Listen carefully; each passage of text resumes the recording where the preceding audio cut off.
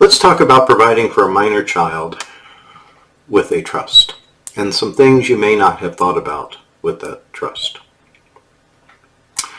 First is a concept called a common trust. If I have two or more children, unless they're twins, they're of different ages.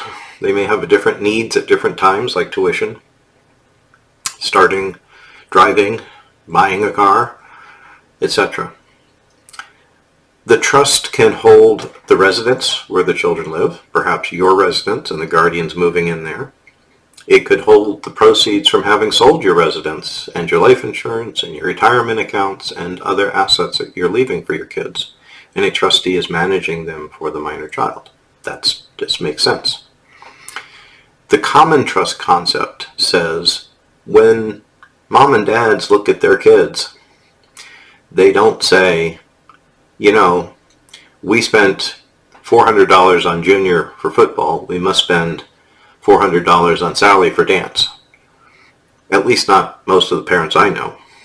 As things come up, they provide for their kids best they can with what they've got. And that's what we would ask of the trustee and perhaps the trustee guardian team, is to think about each child's needs, what's important, and to spend the money wisely on those things. Some things to think about in that process. If I have a child, now think about this now, my child has just lost both of its parents. It's in someone else's home, perhaps. Hopefully a caring, loving person, but it's not their parent. They might be suddenly in a different school system. They might be growing up with children they're unfamiliar with, or even familiar, they're not their brother and sister. There's others. They're step sisters and brothers now. And that's emotionally traumatic.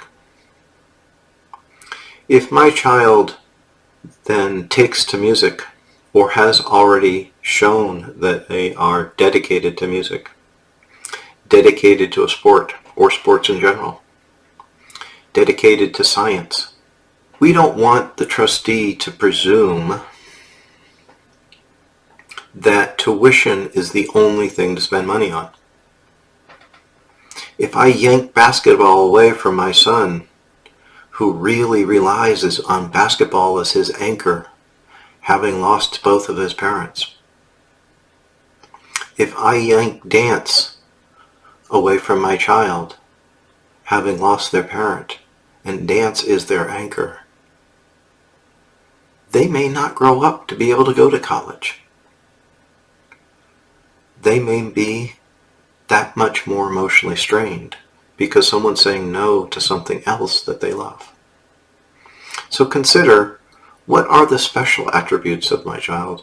What are the special needs of my child? I'm not talking about a child who has physical disabilities or mental disabilities. I'm talking about a child who has a love, a passion for something. Do we really want to yank it away?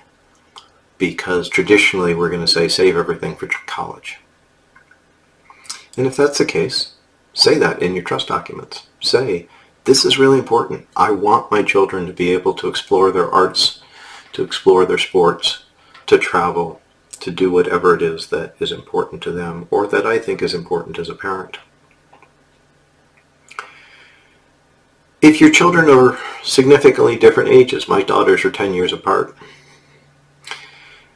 consider advancements and distributions from that common trust for the elder child in advance of splitting up the common trust when they become adults. Typically, a common trust is going to split into 2 or 3 trusts, however many kids there are, at a time. Youngest one finishes college, youngest one finishes or turns 22, something like that. But in my case, when my youngest turned 22, the eldest was 32. She had a whole lot of living to do by the time her sister turned 22. And so helping with the down payment on a house, helping with the first apartment, helping with first marriage, helping the startup of a business could all be important things. And you might want to express that those are to be advancements so that when we then split up the pot, if my daughter's already gotten a bucket or a piece for the down payment on her house, her piece is that much smaller because she's already got an advancement on the split up of the assets. In the meantime, we haven't disadvantaged her or asked her to just wait until her sister's 22 before we split things up. Providing for minor children is a challenge. Choosing guardians, choosing how to provide for guardians, choosing what the best and most important things are to provide for my children are all very, very important things. And they should be discussed with your attorney.